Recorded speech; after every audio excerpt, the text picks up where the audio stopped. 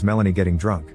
She can't stand looking at him and decides to leave, so David reads her mind and learns that lately Melanie has been considering self-deleting.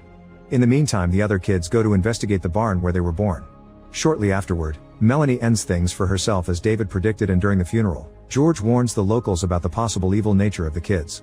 Later, Alan goes to the cemetery and bumps into David, who admits to be looking for the dead baby's grave. Shocked by the fact the kids know about the missing baby even though nobody told them, Alan explains the dead baby isn't there and the two bond over having lost someone, which teaches David more empathy.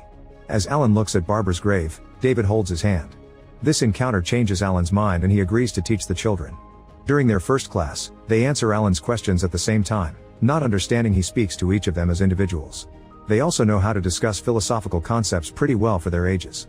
Suddenly Alan is called by the principal, so he starts telling the kids what to do, but they don't let him finish. By reading his mind, they already know what books to grab and what chapter to read.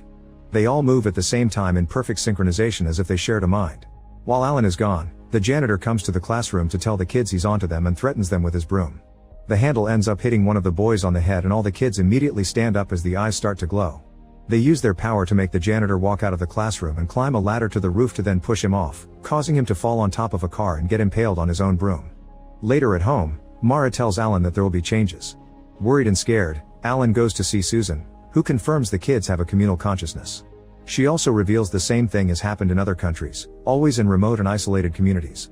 Susan has many theories of what's going on, but her strongest one is that an extraterrestrial being is using humans as hosts to have children.